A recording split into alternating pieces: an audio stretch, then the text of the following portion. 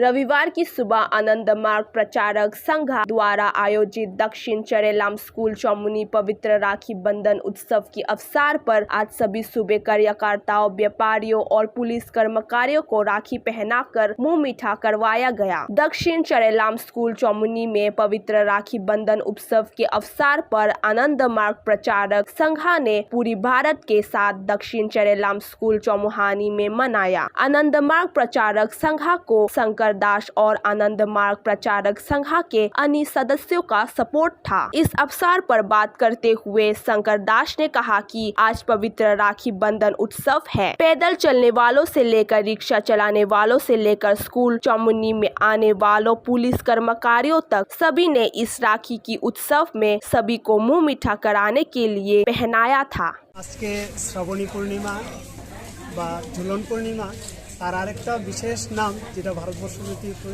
পরিচিত রাখি বন্ধন উৎসব। এই উপলক্ষে আমরা আমাদের স্থানীয় মানুষের মধ্যে সবার মধ্যে একটা ভ্রাতৃত্বের সৌভাতৃত্বের বন্ধন যেন সুদৃঢ় হয় এই উদ্দেশ্যে আজকে আমরা রাখি নিয়ে সবাইকে রাখি বাঁধতে নিয়েছি। কোন সংস্থা থেকে আপনার বেরিয়েছে? আমরা আনন্দমার্গ প্রচার সংঘ থেকে। আপনার নাম? আমার নাম শ্রী শঙ্কর।